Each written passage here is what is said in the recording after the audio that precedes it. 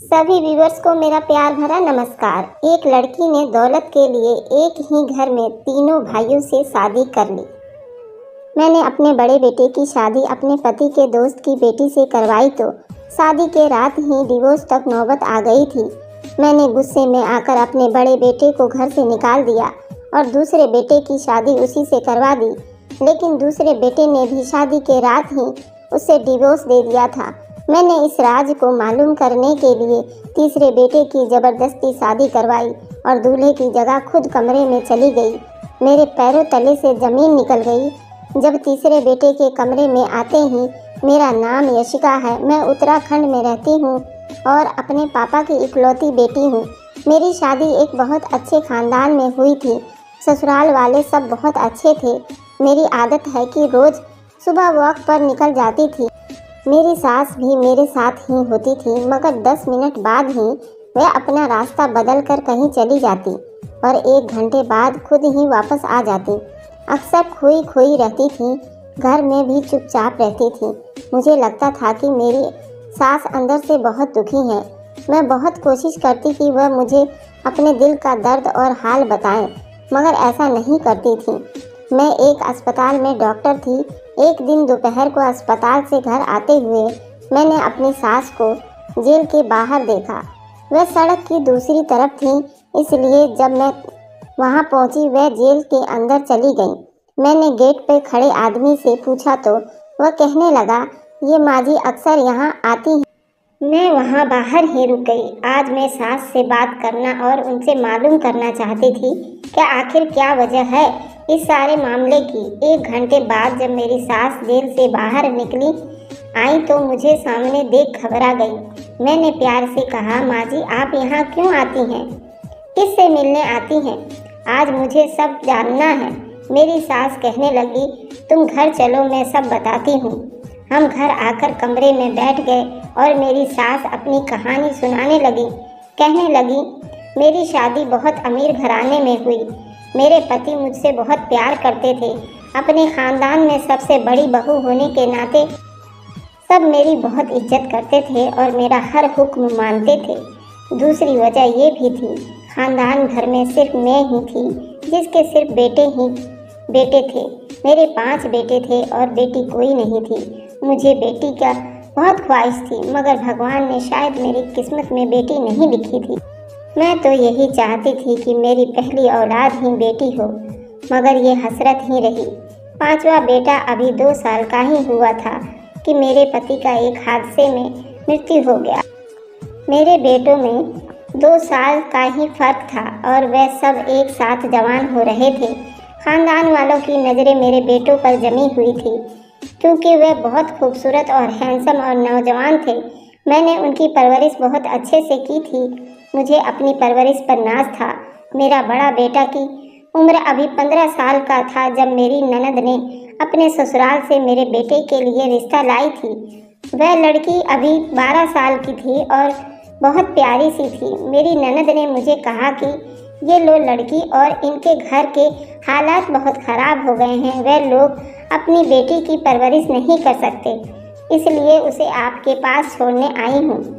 और मेरे पास भी इतनी गुंजाइश नहीं है कि इस बच्ची को मैं रख सकूं।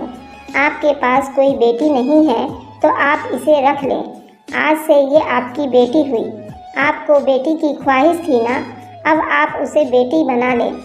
यशिका मुझे पहले से ही बहुत अच्छी लगती थी। मेरी कोई बेटी तो नहीं थी, पर मैं उसको प्यार करके अपनी हसरत पूरी कर लेती। अब तो वह मेरी बेटी ही बनकर हमारे घर आ गई। वह मुझे आंटी माँ बुलाती थी और मेरे आगे पीछे घूमती थी। मेरे सारे काम अपने हाथों से भाग भाग कर करती थी। मुझे यशिका से बहुत मोहब्बत हो गई थी। जब अचानक 2 महीने बाद उसका बाप उसे लेने आ गया, कहने लगा, मेरी बेटी मुझे वापस कर दो। अगर पास में रखना है तो उसके नाम कुछ प्रॉपर्टी कर दो ताकि उसका भविष्य सुरक्षित रहे। मैं यशिका का जुदाई बर्दाश्त नहीं कर सकती थी, इसलिए अपना एक प्लाट उसके नाम कर दिया ताकि उसके बाप को तसल्ली हो जाए। प्लाट नाम करने के बाद उसका बाप चुपचाप होकर चला गया। यशिका के माँ बाप भी अक्सर उससे मिलने आया करते थे और कभी कभार वह भी उनसे मिलने चली जाती थी। मैं यशिका के माता पिता की आर्थिक तंगी की वजह से मैं उनके घर थोड़े बहुत पैसे भिजवा दिया करती थी। मेरे सारे बेटे भी यशिका को बहुत प्यार करते थे, उसे सगी बहन समझते थे। जब यशिका की शादी की उम्र हुई तो मैंने रिश्ते ढूंढना शुरू कर दिया। यशिका के माता पिता मेरे घर आए और कहने लगे, आप यशिका से इतना प्यार करती हैं, उसे हमेशा के लिए अपने घर में क्यों नहीं रख लेती? मैंने पूछा, कैसे? तो कहने लगी, आप उसकी शादी अपने बड़े बेटे से करवा दें, वह हम सबकी नज़रों के सामने रहेगी। उसके ख्याल से मैं भी चौंक गई कि हाँ, मैंने तो ऐसा सोचा भी नहीं था। असल में मैंने उसे अपने बेटों की बहन समझा था, लेकिन फिर उसके माता पिता ने मुझे बहुत समझाया कि वह तुम्हारी रिश्तेदार की या तुम्हारी अपनी बेटी थोड़ी ही है। इसलिए यशिका और जॉनी की शादी में कोई हर्ज नहीं है।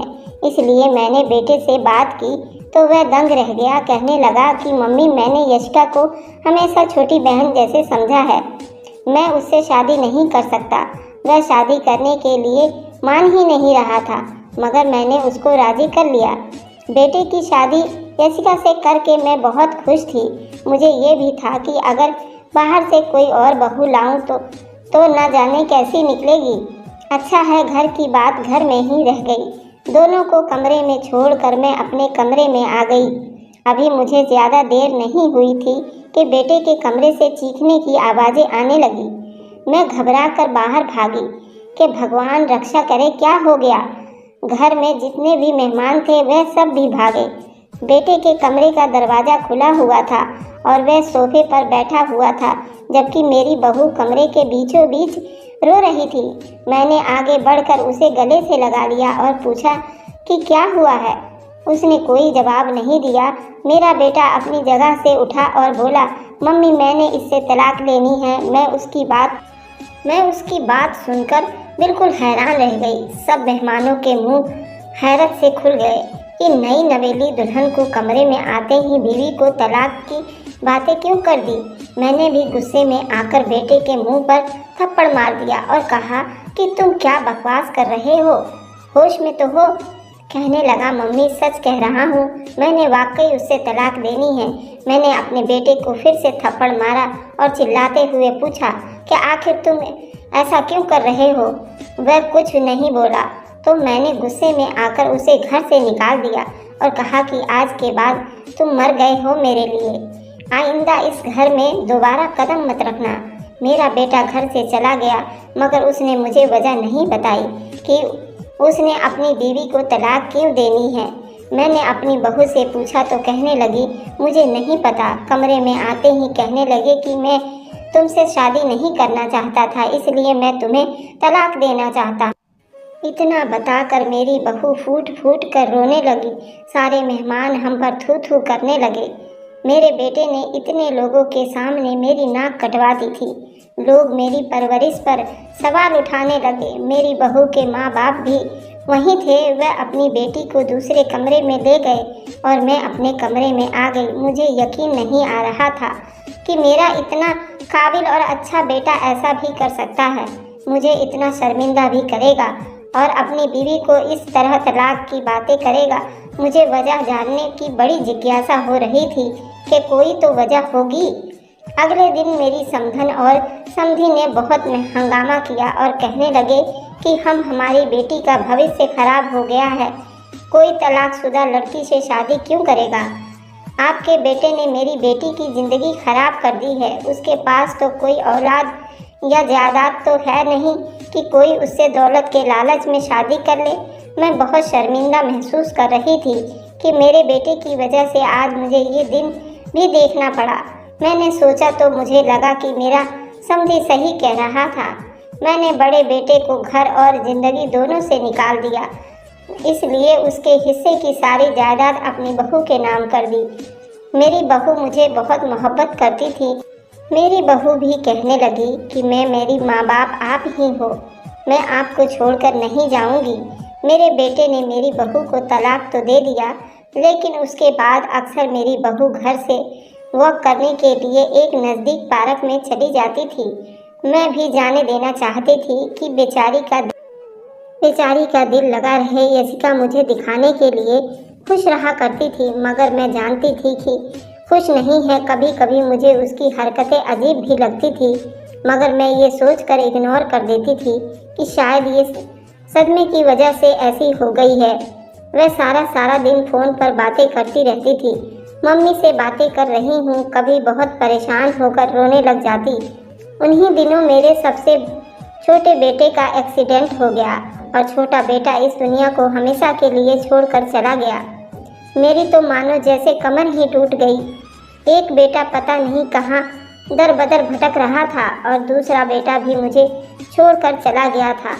मेरी बहू ने मेरा बहुत साथ दिया था और उसकी वजह से हम दोनों सास बहू का दिल लगा रहता। कुछ दिनों बाद मेरे समधन और समधी आए और कहने लगे कि अपने दूसरे बेटे की यशिका से शादी कर दो, क्योंकि तुम्हें उसकी ज़रूरत है। उसकी बात सुनकर मैं राज़ी हो गई और दूसरे बेटे को बुलाकर कहा कि मैं तुम्हारी शादी यशिका से कर रही हूँ। और वह यशिका के उम्र का ही था, लेकिन फिर भी वह हिचकिचा रहा था। कहने लगा, भाई ने उसे पता नहीं क्यों तलाक दी है, मैं कैसे उससे शादी कर लूँ। मैंने बेटे को अपनी कसम देकर राज़ी किया कि मेरा मरा हुआ मुंह देखेगा अगर तुमने यशिका से शादी नहीं की तो। वह राज़ी हो गया और यशिका से शादी कर ली। मेरी बहू ने बेचारी, उसने तो मुझे साफ कह दिया था कि आप मेरी माँ हैं, किसी गरीब से भी शादी करोगी तो कर लूँगी। उन दोनों की शादी करवाकर मैं बहुत संतोषजनक हो गई कि अब सब ठीक हो जाएगा, लेकिन दिल में कहीं बेचैनी भी लगी हुई थी। मैं सब ठीक होने की प्रार्थनाएं कर रही थी। अपने कमरे में आ गई। कुछ ही देर गुजरा था कि फिर से वही हुआ जिसका डर था। बेटे के कमरे से चीखने की आवाज़ आ रही थी। मैं अपने आप को संभालती हुई भाग कर गई तो वही दृश्य देखा मैं एक बार पहले भी देख चुकी थी। मेरे उस बेटे ने भी मेरी बहू को शादी की पहली रात तलाक देने की बात कही थी। मैंने वजह पूछी तो कहने लगा कोई वजह नहीं है और खुद ही घर छोड़कर चला गया। ये मामला मेरी समझ से बाहर था। आखिर ऐसी क्या वजह थी कि मेरी बहू को एक बार फिर तलाक हो गई थी।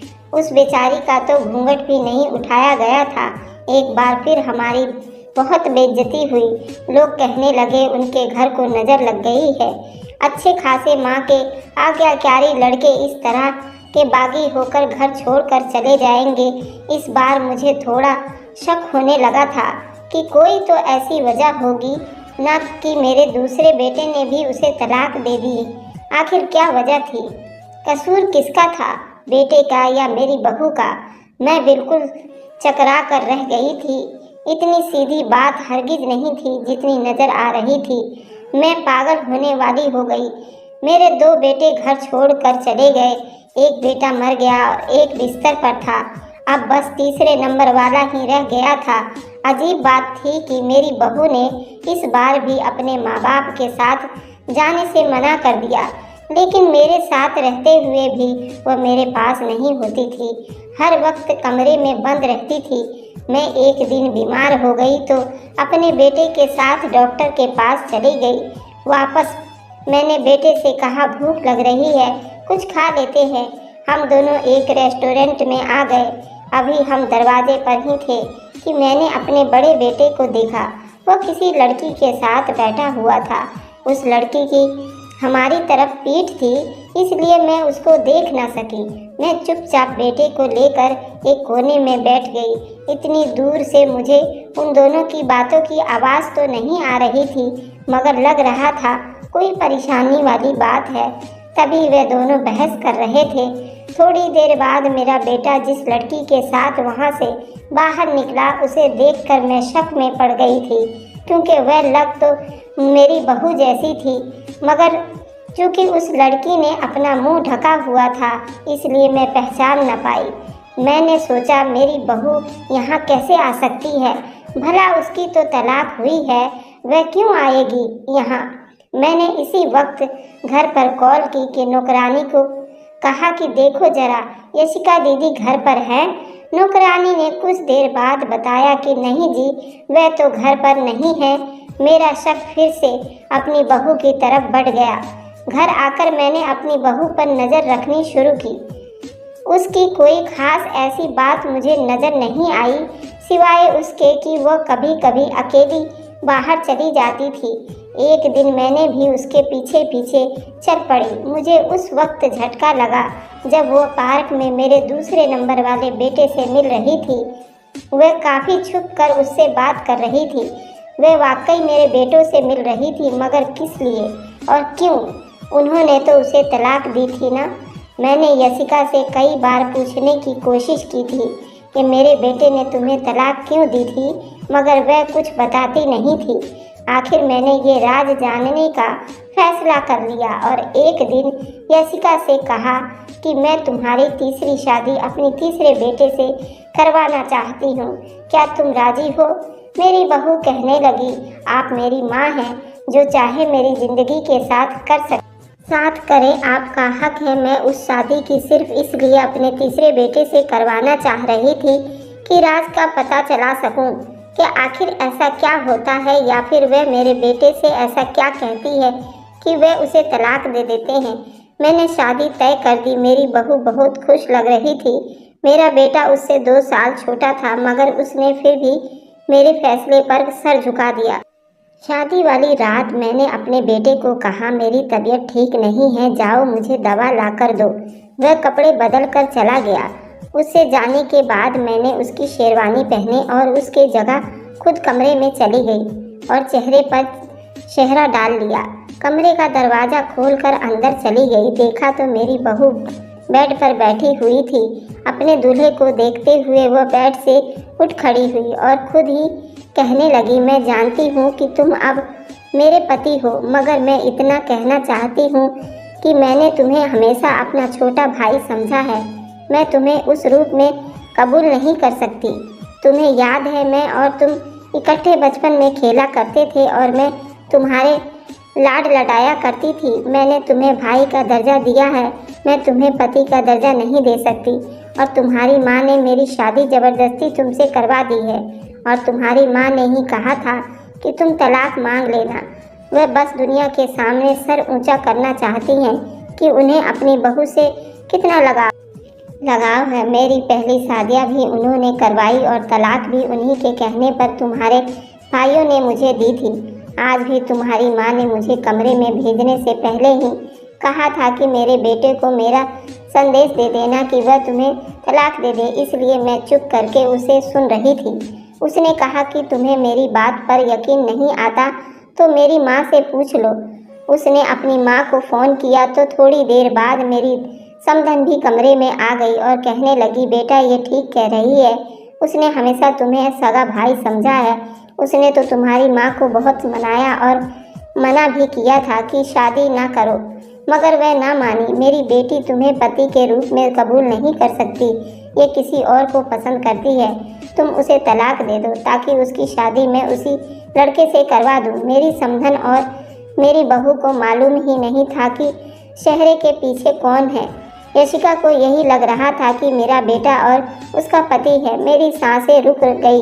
वह किसी फर्राटे से झूठ बोल रही थी और मेरी समधन भी मिली हुई थी और वह भी झूठ बोलकर मेरे बेटों से तलाक लेती रहती थी। मेरी बहू जैसे मैंने उसे अपने बेटी से बढ़कर चाहा था और उसमें मेरी समधन भी मिली हुई थी। ये सब देखकर मेरी तो जान ही निकल गई। मैंने चेहरे से सेहरा उतार कर फेंक दिया।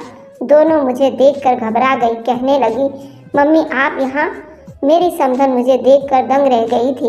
उनको उम्मीद भी नहीं थे कि दूल्हे के रूप में उनके सामने खड़ी होगी। मैंने आगे बढ़कर उसके मुंह पर थप्पड़ मार दिया और चिल्लाकर कहा, खबरदार मुझे मम्मी कहा तो तुम इतनी घटिया निकलोगी, मुझे यकीन नहीं है। मेरे बेटे के खिलाफ मुझे भड़काती रही हो। तुम्हारी वजह से मैंने अपने बेटे को घर से निकाल दिया था। मेरी समधन आगे बढ़ी कि समधन जी मेरी बात सुनो, मगर मैंने उसे भी धक्का देकर पीछे कर दिया। यशिका परेशान हो गई कि मुझे सब पता चल गया है। उसने जल्दी से मेरे मुंह पर हाथ रखा और मुझे कुर्सी पर बिठाकर आंखों ही आंखों में माँ से इशारा किया। मैं कोई बात की और फौरन मेरे हाथ पांव एक दुपट्टे से बांध दिए और मेरे मुंह में भी कपड़ा ठूंस दिया। कहने लगी, सॉरी सासू माँ, जानकर आपको ये सब पता चल गया है तो मुझे आपके साथ ये सब करना पड़ रहा है। अब आप यहाँ ही कैद रहेंगी। मैंने चिल्लाना चाहा मगर मेरी आवाज़ मेरे मुंह में ही अटक रही थी। वह आखिर ऐसा क्यों कर रही थी? अचानक दरवाजे पर किसी के आने की आहट हुई। मेरी एक रिश्तेदार औरत थी। आवाज़ आई, यशिका सब ठीक है ना? कमरे से आवाज़ आ रही थी। यशिका दरवाज़ा खोलने की बजाय वहीं से कह दिया, जी हाँ सब ठीक है, आप जाकर आराम करें। उसने कुर्सी समेत मुझे बाथरूम में बंद कर दिया। थोड़ी ही देर बाद मेरे बेटे की आवाज़ मुझे सुनाई दी। वह मेरा बेटा पूछ रहा था कि मम्मी कहाँ है, और उसने कहा कि वह अपने कमरे में होंगी। मेरा बेटा यकीन मुझे ढूंढता रहा। मैं अंदर तड़पती रही थी। मेरे साथ ऐसा भी होगा मैंने कभी ख्वाब में भी नहीं सोचा था। कुछ देर बाद मुझे दोबारा बाहर से आवाज़ें आने लगी। मेरा बेटा मुझे ढूंढने बाहर चला गया था। मैंने कोशिश करके की मगर मैं अपने आप को खोल ना सकी। उसने बहुत मजबूती से बांधा था। थोड़ी देर बाद मेरी समधन आकर मुझे वहाँ से निकाला और खींचते हुए स्टोर रूम में ले गई। ले जाकर बंद कर दिया। मैं अभी तक अपने बेटे की शेरवानी में ही स्टोर में बंद थी। मेरी हालत खराब होने लगी। मुझे उम्मीद भी नहीं थी। मेरा बेटा मुझे ढूंढने लगा मगर पूरा दिन गुजर गया और ना आया। मुझे वहाँ पर कैद हुए 2 दिन हो गए थे और यशिका आकर दिन में सिर्फ एक बार खाना दिया था और अब भूख से मेरी जान निकल रही थी। मैंने अपने आप को आज़ाद करने की कोशिश शुरू कर दी, जो मैं पिछले 2 दिन से कर रही थी। शाम तक मैंने जोर लगाकर कुर्सी को काफ़ी ढीला कर लिया था और रात तक मैंने अपने आप को छुड़ा लिया। रात को जैसे ही दरवाज़ा खोलकर यशिका अंदर आई हुई थी, मैंने स्टोर रूम में रखा हुआ डंडा उठा लिया और उसके सर पर दे मारा। उसे बेहोश कर दिया और खुद भागते हुए स्टोर रूम से बाहर आ गई। मेरा बेटा बेचारा मुझे ढूंढ ढूंढ कर थक गया था। मैं चीखते हुए बेटे को आवाज़ देने लगी। मेरी आवाज़ सुनते ही भागकर मेरे पास आ गया। चिल्लाया। मेरी हालत बहुत बुरी हो रही थी। मैंने उसे बता रही थी, तुम्हारी बीवी यशिका ने मुझे अगवा कर लिया था और स्टोर रूम में मुझे बंद कर दिया था। मैं वहाँ बेहोश हो गई थी। होश आया तो मैं अस्पताल के बेड पर पड़ी थी। मेरे दोनों बड़े बेटे भी मेरे सामने खड़े थे। मैं उन दोनों को देखकर बहुत खुश हो गई। मुझे लगा मैं एकदम ठीक हो गई हूँ। मैंने यशिका के बारे में पूछा तो छोटे वाले बेटा कहने लगा, धोखेबाज लड़की इस वक्त अपने माँ बाप के साथ जेल में है। मेरे बेटे ने मुझे सारी कहानी सुनाई, जो ये थी कि मेरी समधन और समधी को शुरू से ही मेरी दौलत पर नज़र जमाए बैठी थी। जब मेरे पति की मृत्यु हो गई तो उन्होंने प्लान बनाया और अपनी बेटी को मुझे दे दिया ताकि यशिका के जरिए मेरी दौलत पर कब्जा करें। यशिका ने जब मेरे बड़े बेटे से शादी की तो शादी की रात उसे भी यही कह रही थी कि मैं तुम्हें हमेशा अपना बड़ा भाई समझती हूँ। मैं तुम्हारे साथ ये रिश्ता नहीं निभा सकती। मैं किसी और को पसंद करती हूँ, मुझे तलाक दे दो। उसका मकसद था कि एक एक करके मेरे बेटे को घर से निकलवा दे ताकि मेरे दौलत की अकेली मालकिन बन जाए। उसका प्लान कामयाब हुआ और मैंने अपने बेटे को घर से निकाल दिया। उसने मेरे दूसरे बेटे को भी यूं ही कहकर तलाक ली थी और घर से निकलवा दिया। बाद में ये सच्ची बनने के लिए उनके खातिर उससे मिलती रहती और उनको कहती कि तुम्हारी माँ ने तुमको घर से, जिंदगी और दोनों से निकाल दिया है। तुम लोग भी उससे अपना रिश्ता तोड़ लो और कभी घर वापस ना आना। यहाँ तक कि फिर भी वे बर्दाश्त था, मगर उन लोगों ने दौलत के लालच में मेरे छोटे बेटे का जानबूझकर एक्सीडेंट करवाया था कि वे दोनों मर जाएं। ये तो भगवान का कृपा था कि एक की ज़िंदगी बच गई। उन तीनों ने मिलकर मेरे हंसते खेलते परिवार को उजाड़ डाला था। मेरी बेटी कहते कहते जुबान नहीं थकती थी और वह इस तरह निकली थी कि मेरे घर को ही खा गई। और ये सब उसके माँ बाप ने सिखाया। आज वे तीनों जेल में हैं। मैं कभी कभी जेल में यशिका से मिलने जाती हूँ। आखिर मैंने उसे बेटी समझकर पाला था। उसे देखने का दिल करता है तो चली जाती हूँ। वह मुझसे माफ़ी मांगती है मगर मैं उसे माफ़ नहीं कर सकती।